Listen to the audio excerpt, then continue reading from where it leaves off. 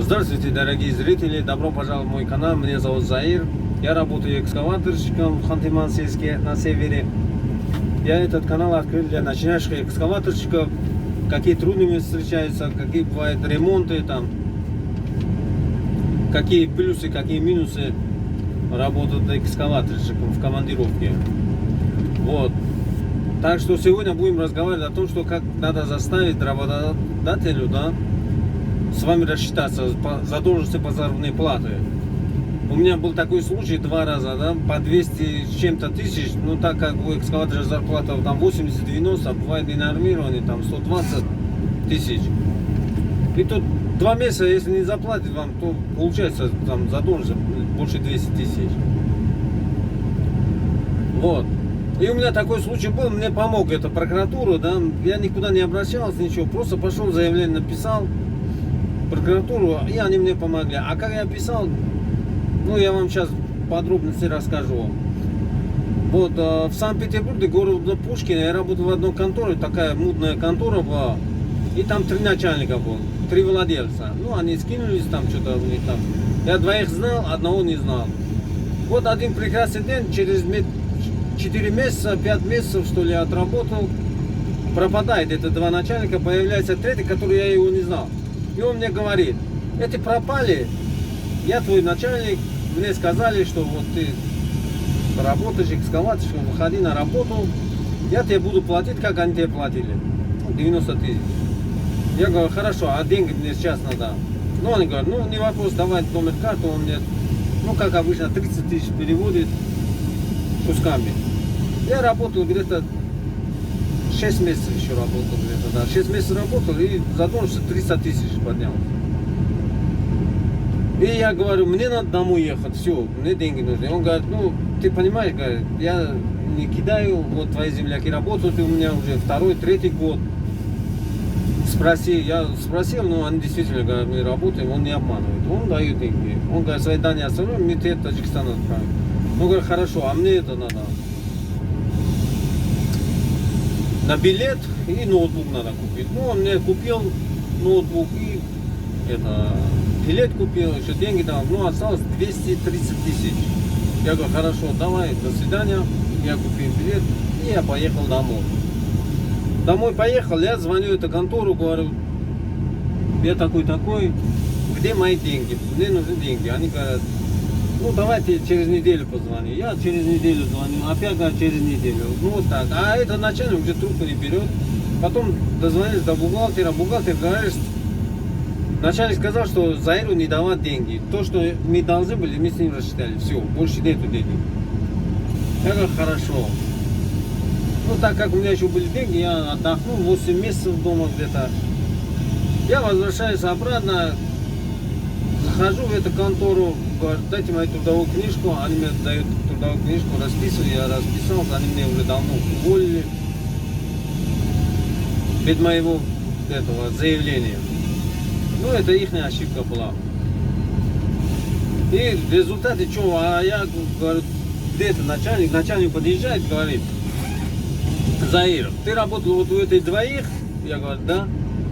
Вот, они пришли, когда ты уехал, сказали: Заиру мы сами отдадим деньги. Так что не надо Заиру деньги там спросить. Я говорю: хорошо, хорошо, но я работаю, у тебя работаю. Ты мне обещал, давай мне этого начальника, который они пропали, дайте номер телефона, мне надо связь с ним. Пускай он скажет, что он говорит: у меня связи с ним нету, мы переругались, все такое. Куда хочешь, что хочешь, все сделал. Я говорю: хорошо, дай мне 10 тысяч хотя бы. Мне за хату надо платить на первое время. Говорит: не дам я тебе 10 тысяч, даже не дам. Ну, я говорю: ладно, все. Я не скандалил, ничего, все нормально, говорю. Поживем, увидим. Так как у меня друзей много, родственников много. Я и этому позвонил, другому позвонил. Тот мне скинул 5 рублей, 3 рубля. Все нормально у меня прошло. Ну, я через Google нашел работу. Я всегда нахожу через Google, через Яндекс экскаваторщика. Я работаю через интернет постоянно. Ну, 80%. И в результате, короче, я нашел работу. Я отработал 2 месяца. Получил папки. Все, у меня деньги появились. Я могу себе позволить что хочу. Я стал за этим задуматься, как заставить это. Был это 2018, да, по-моему, 2018, да, 2018, да. В 2018 году был Путин, этот видеообращение, там он трансляция шел, июль месяца был. В Однокласснике я нажал на кнопку и такой, говорит, ну можно обратиться к Путину, Владимиру Владимировичу Путину. Я обратился к Владимиру Владимировичу Путину и спросил у него, короче, ситуацию, помоги мне. Ну, у меня это видео много просмотров набрал, там друзья стали звонить, говорят, что за натуре этот, тебе столько денег даже не дали, что ли, да, говорят, да. А Владимир Владимирович, тебе Путин помог тебе? Я говорю, пока нет, ждем результата. Ну, вы сам понимаете, сколько вопросов у него там, миллион там чем-то. Ну, может, мой дойдет, не дойдет, я не знаю. Ну, от меня что идет? От меня деньги не берут, да ради бога, на видеообращение, пусть в интернет, в Однокласснике. И проходит эти 2 месяца, я начинаю беспокоиться про эти деньги. Я пошел в прокуратуру, захожу в города Пушкина. Там женщина сидела, она никак не хотела у меня брать заявление. Говорит, ничего это тебе не поможет, мне это делами не занимаетесь. Я говорю, вы пишите, что не принимайте это мое заявление. Я все, не вопрос, я сейчас уйду. Они говорят, нет, мы не имеем права вам отказаться. Ну, говорят, не имеете права, да мне даже отрицательный ответ мне это, нужен. Ну, хорошо, ничего страшного, давай, пиши. Ну, я написал, короче, что знает, то и написал. Прокуратура города Пушкина, такой, от такого человека, номер телефона и еще там написал, что вот такой человек мне должен, вот сколько я у него работал, договор у нас устный был, у нас договор не подписан, просто мы устно договорились по 300 рублей в час, я так и написал. Номер телефона, и люди пропали, мне деньги не дали. Хочу помочь возвращать деньги от прокуратуры. И все, ну, число написал, все, отдал. Но прежде чем идти туда, я в интернете набрал, забыл. В интернете я набрал, там в Питере есть Народный фронт, такое движение, это, то ли партия, то ли общественная организация, что-то такое, я про него много слышал. Я к нему зашел, к ним, я говорю, такая ситуация у меня. Ну, они говорят, мы таким делом не занимаемся, но раз ты пришел, иди в прокуратуру, трудовую инспекцию, в полицию, все, что получишь, принеси нам отрицательный или положительный ответ, принеси, мы этот вопрос решим. Поможем, постараемся тебе помочь. Все. Ты иди, потом приходи, если не будешь доволен результатом. Я сказал, хорошо. Ну, я прокуратуру. А потом города Пушкина, там в полиции тоже пошел заявление, писал, также не хотели принять у меня заявление. Я просил, но потом кое-как я заставил, чтобы они у меня приняли заявление. Вот у меня это заявление. Ну, мне, они все говорили, иди в трудовую инспекцию. Я пошел в трудовую инспекцию города Санкт-Петербург. Там, короче, работает с двух до 5 или до 6, что ли, работает, да, у него. А один день с 8 до... Ну, короче, я не попал, по-моему. Я туда не попал, я туда зашел. Ну, они говорят, если там дежурный сидел, говорят, если у тебя проблема с этим вопросом трудовой, давай пиши заявление, оставляй. Когда это будет, я это твое заявление подам. Там дежурный какой-то был, я написал. И трудовой инспекции по городу Санкт-Петербурга и Ленобласти один. Это что говорит? Это говорит, что этот рабочий класс не защищен. Мне это, конечно, не понравилось. Надо побольше таких. Я заявление написал, оставил, пришел в прокуратуру до города Санкт-Петербург, где это областной, центральный, где возле Исаакиевского собора, недалеко от него. Я точно адрес не помню. Идете туда, они тебе, любого человека спросят, они там показывают. Метров 300 от этого Исаакиевского собора. Захожу туда, ну я так человек не очень правильно могу писать, да, так как у меня с этой проблема. И я хотел просто писать грамотно, да, все четко. Дежурно попросил, она говорит, нет, не поможем. И тут заходит женщина в возрасте, пенсионерка, в очках. Она тоже пишет заявление и говорит, давай ты быстрее пиши, подавай. Я говорю, а что надо писать мне, можете помочь? А, ты не знаешь, что писать? Подожди, говорит, давай я зайду, сейчас свое заявление отдам, потом выйду, я тебе помогу. Я говорю, хорошо. Она вышла, короче, и она вот написала мне. Я сейчас вам продиктую, как надо правильно писать. Она как-то сталкивается с такими делами, или адвокат, или юрист, она вроде сказала юрист. Пишите, короче, прокуратура города Санкт-Петербурга, такого-такого, от кого? От Иванова Сергея Петровича, допустим, это я просто говорю, или от Заира. Вот, пишешь, короче, надо ответ, почтовый адрес надо, почтовый адрес надо писать, так как я не местный Санкт-Петербурга, да, я другу попросил, он сказал, вот мой почтовый адрес, пиши, пускай письмо придет, я отвечу, надо это обязательно.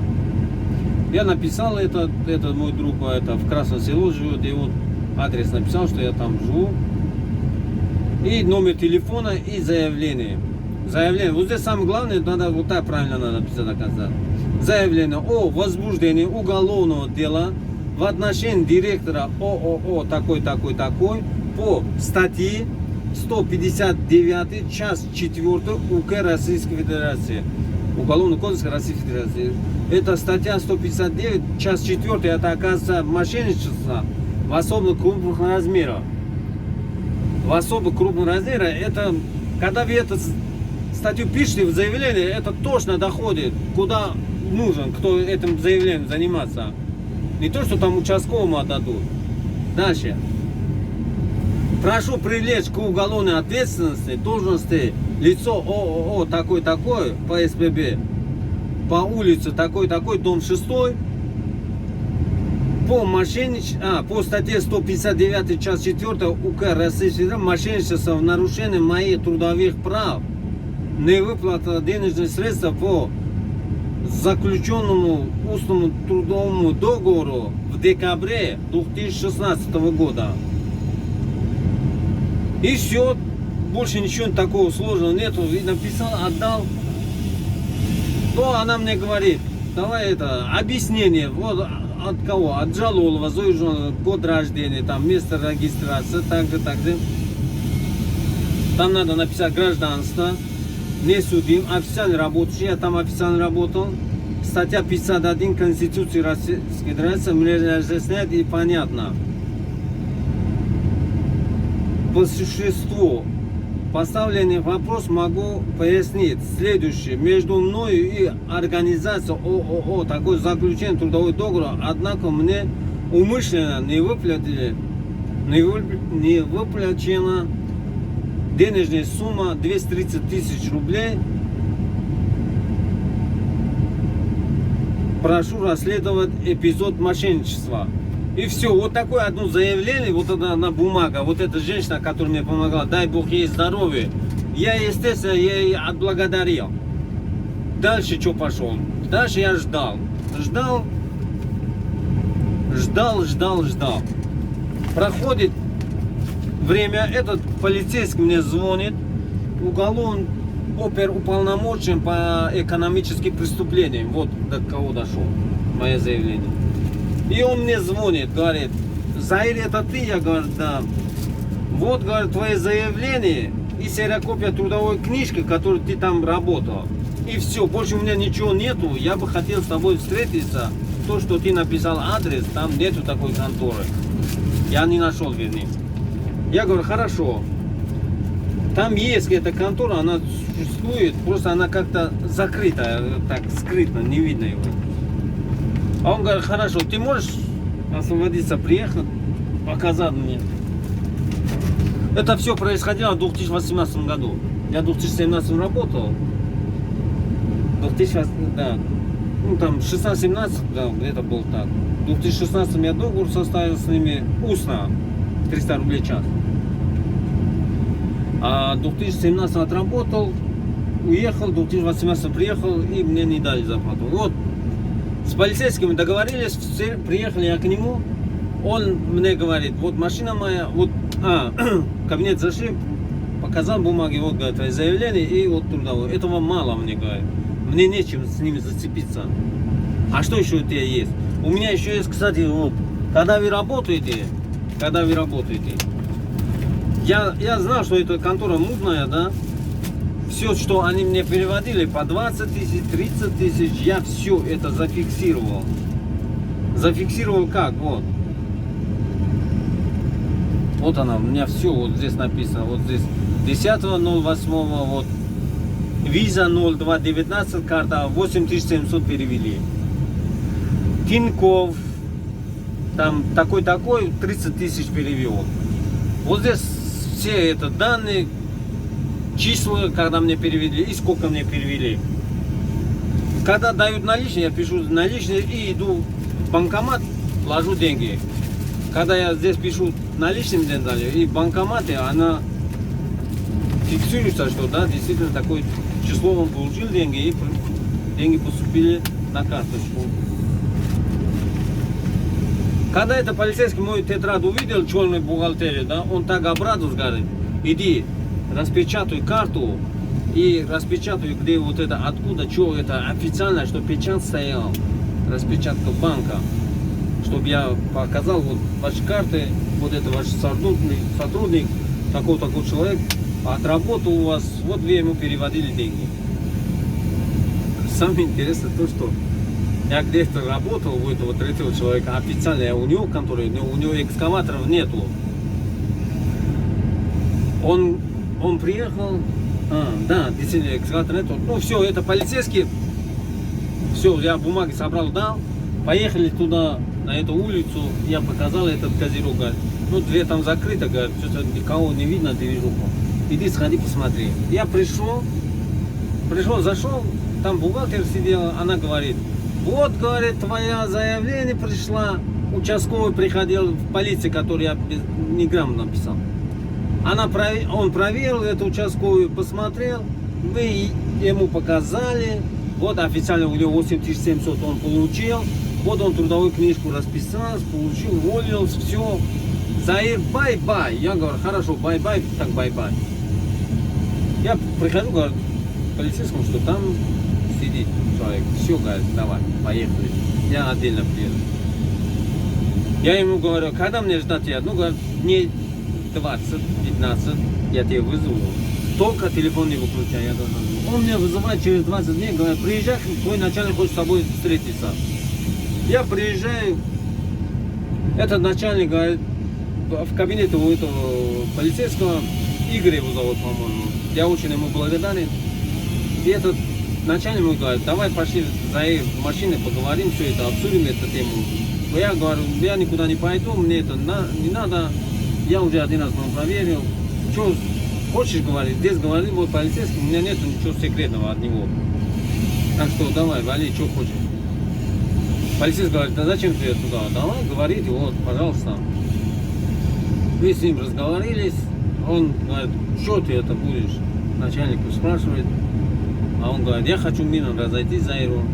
И он мне говорит, ты только пиши это, что претензий не имеет. Вот тут у меня, понимаешь, я заволновался, да? Он со мной рассчитаться хочет, я говорю, мирно, да, а деньги, бабки будут, да. Я говорю, бабки на стол, я объясню это, пишу, что претензий не имею. Я, знаешь, как я заволновался, я обрадовал, 230 тысяч моя вернет сейчас мой начальник, который не хотел 10 тысяч отдать, у которого нету даже экскаватора, у него эвакуаторы, а экскаватор вообще другого человека был. Ну, мне нет разницы, я за него зацепил. Он сказал, я тебе отдам деньги, да, тогда. Все, короче, отдай мои бабки. Все, не волнуйся. Короче, он мне бассетку открывает, 230 тысяч на стол, я пишу заявление, такой. Я претензий не имею к такому конторе и такие владельцам. 3 владельца я написал, номер телефона, все. Он эту бумагу берет, все, до свидания. Он уходит, я с полицейским говорит, вот здесь распишем. Полицейский говорит, ты доволен? Я говорю, конечно, доволен, ё-моё, как же я 230 тысяч, я год не получал, я не буду доволен, ты что, братан? Не знаю, все, говорит, я свою работу сделал, ты молодец, говорит. Вот так, говорит, когда вам, говорит, не дают деньги, не надо, не надо вот это. Приходите, пишите заявление. Не знаете заявление, как писать, идите в нотариальную контору, адвокат там сидит, рублей 500 стоит это заявление, отдашь 500 рублей, он тебе продиктует, он тебе проштампует в компьютере, да, и отдает. Но зато будет грамотно, четко, все ясно. Вот так. И все, я получил бабки, все, карман, доволен. Вышел, пришел зашел в Одноклассник. Кстати, там, когда полицейский он меня спрашивал, я говорю, он говорит, ты давно за ним бегаешь? Я давно, говорю, я даже Путину обратился, Владимир Владимирович Путину, говорю. А что ты к нему обратился? Я говорю, Владимир Владимирович Путин, помогите мне вот с заработной платой в городе Пушкине. Ага, молодец, говорю, молодец. Даже полицейский обрадовал. Я этому полицейскому города Пушкина. Улица Оранжерийная, дом 33. Я очень ему благодарен. Игорь его, по-моему, зовут. И все, я получил бабки, все, вышел. И в одной конторе, тоже второй случай у меня был, в одной конторе также кидали. Вот двоих берет, когда им зарплату надо давать, отправляет домой. Месяц работает, следующий месяц 20 надо зарплату, а их принудительно отправляет, берет две других. Вот так. И один пошел, писал заявление, я ему сказал, иди пиши заявление в прокуратуру, и он тебе отдаст эти деньги. Если не отдашь, он так и будет, и меня будет менять. Но когда будет меня менять, я точно пойду в прокуратуру.